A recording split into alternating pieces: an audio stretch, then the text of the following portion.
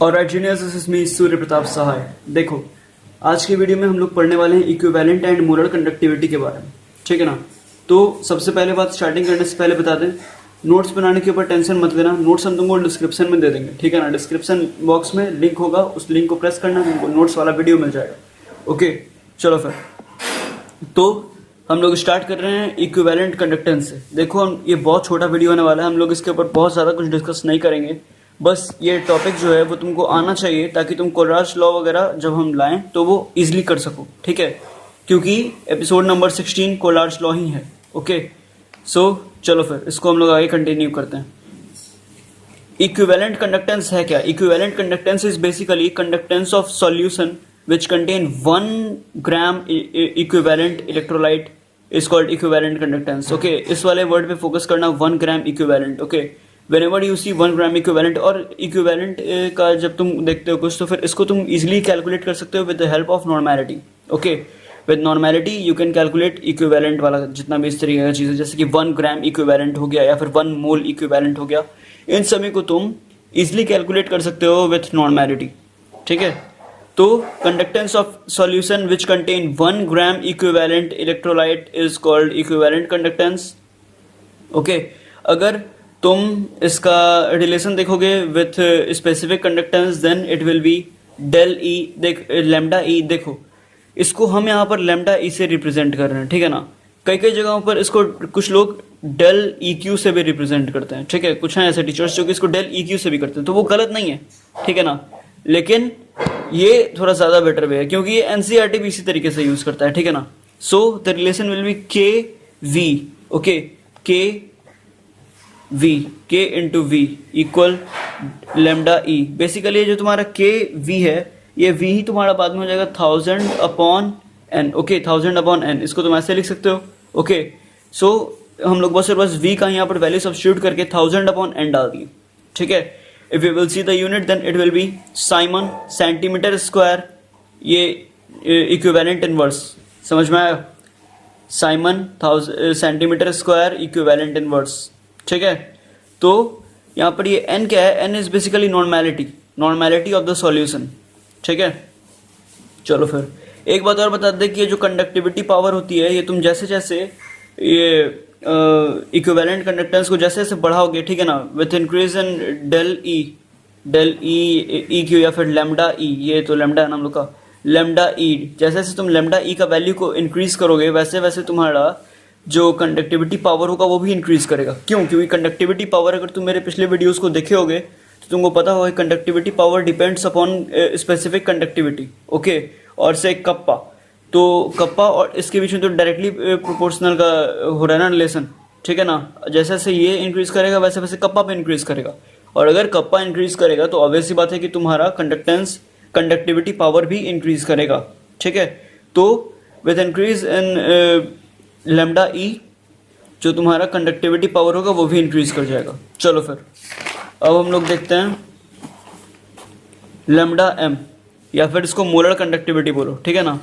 तो molar conductivity basically क्या चीज़ होता है? Molar conductivity is basically conductance of solution which contain 1 mole of electrolyte, ठीक है। अगर 1 मोल इलेक्ट्रोलाइट कोई सॉल्यूशन कंटेन करे और उससे कंडक्टेंस हो, ठीक है ना, कंडक्टेंस ऑफ अ सॉल्यूशन जो 1 मोल इलेक्ट्रोलाइट कंटेन करता है तो फिर उसको हम लोग बोलेंगे molar conductivity. Again, conductance of solution जो 1 मोल कंटेन करता है इलेक्ट्रोलाइट का, ठीक है ना।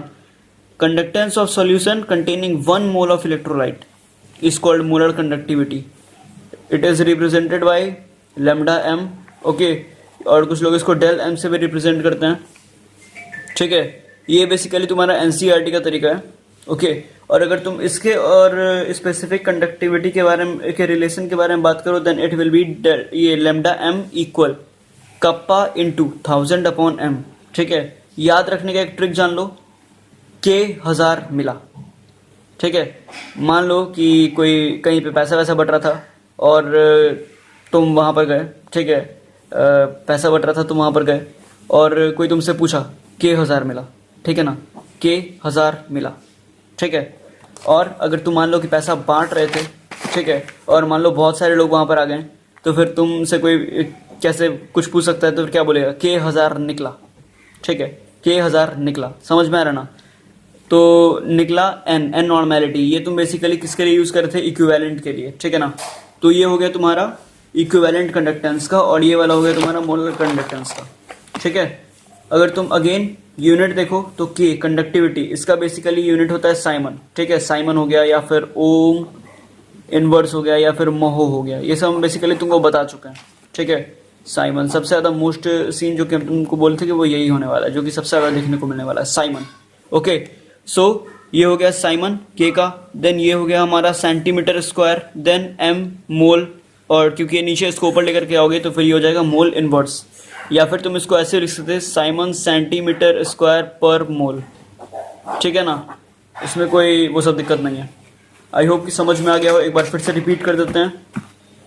इक्विवेलेंट एंड मोलर कंडक्टिविटी, सबसे पहले तो इसको रिप्रेजेंट करने का तरीका है लैम्डा ई, ठीक है। कुछ लोग इसको डेल ई से ई क्यू से भी रिप्रेजेंट करते हैं, वो गलत नहीं है, लेकिन ये एनसीईआरटी का ही तरीका है, ठीक है ना। तो इक्विवेलेंट कंडक्टेंस क्या होता है, कंडक्टेंस ऑफ अ सॉल्यूशन जो कंटेन करता है 1 ग्राम ऑफ इक्विवेलेंट को, ठीक है ना, 1 ग्राम इक्विवेलेंट ऑफ इलेक्ट्रोलाइट को, ठीक है। इसको कभी भी अगर तुम इक्विवेलेंट देखो तो फिर तुम इसको सॉल्व कर सकते हो विद नॉर्मेलिटी, ठीक है। अगर कहीं पे भी तुम इक्विवेलेंट टाइप से कोई केस देखते हो तो फिर तुम उसको सॉल्व कर सकते हो with the help of normality, ठीक है। एक सेकेंड, हाँ, with the help of normality. और जैसे 1 ग्राम इक्विवेलेंट, ठीक है, हो गया 1 मोल इक्विवेलेंट, इन सभी को बेसिकली तुम नॉर्मेलिटी से कैलकुलेट कर सकते हो इजिली, ठीक है। तो if you will talk about unit, it will B Simon centimetre square equivalent inverse, ठीक है। रिलेशन स्पेसिफिक कंडक्टेंस का हम लोग देख लेते हैं अभी भी। ये हो गया lambda E equal K into 1000 upon N, तरीका याद रखने का, के 1000 निकला, where N is your normality of the solution, okay. Conductivity जैसे जैसे हम लोग इंक्रीज करने वाले हैं, जैसे जैसे हम लोग लैम्डा ई को इंक्रीज करेंगे वैसे वैसे हम लोग का कप्पा का वैल्यू भी इंक्रीज होगा, जिसके कारण कंडक्टिविटी पावर इंक्रीज होगा, ठीक है। लैम्डा एम मोलर कंडक्टिविटी हम लोग इससे देख रहे थे। कंडक्टेंस ऑफ अ सॉल्यूशन जो कि सिर्फ और सिर्फ एक ही मोल इलेक्ट्रोलाइट कंटेन करे, ठीक है, इसको is known as molar conductivity. इसका रिलेशन स्पेसिफिक कंडक्टिविटी के साथ del M equal K into 1000 upon M, K 1000 मिला, ठीक है, याद रखने का तरीका है, वेयर एम इज योर मोल, ठीक है। यूनिट एम का यूनिट तुम्हारा मोल हो गया, ठीक है। के का यूनिट साइमन हो गया, वेयर के इज कप्पा, ठीक है, योर स्पेसिफिक कंडक्टिविटी, ठीक है। तो इन सभी का यूनिट कैसे होगा, S C M square mole inverse, S is your siemens centimetre square, और ये एम का क्या हो जाएगा तुम्हारा मोल हो जाएगा, तो फिर मोल ऊपर जाएगा तो फिर मोल इनवर्स हो जाएगा, समझ रहे हो ना। चलो फिर डिस्क्रिप्शन में जाओ, तुम लोगों को नोट्स का लिंक मिल जाएगा, वहाँ पर से तुम नोट्स को जा करके बना सकते हो, ठीक है। नोट्स का वीडियो है, बेसिकली हम उसको फोटोज़ वगैरह लेकर के डाले हुए हैं, एक वीडियो अपलोडेड है उसके ऊपर। चलो फिर अगला वीडियो एपिसोड नंबर 15 आएगा, वो बहुत ज़्यादा इंपॉर्टेंट होगा, तो उसको देखना बिल्कुल मत भूलना, ठीक है। और उसके बाद एक वीडियो जो आएगा कोलार्ड्स लॉ, वो तो उससे भी ज़्यादा इंपॉर्टेंट है बोर्ड्स के हिसाब से। कोलार्ड्स लॉ, फैराडे लॉ और नर्स्ट इक्वेशन, ये 3 बहुत ज़्यादा इंपॉर्टेंट है। बैटरीज भी है, ठीक है, लेकिन अभी हम लोग पहले कोलार्ड्स लॉ को देखेंगे, इलेक्ट्रोलाइसिस को देखेंगे और कोलार्ड्स लॉ को देखेंगे, उसके बाद बैटरीज वगैरह पे जाएंगे, ठीक है। तो तब तक के लिए बाय बाय। अगर तुमको ये वीडियो सही लगा हो तो do me a favour, hit the like button. चलो फिर।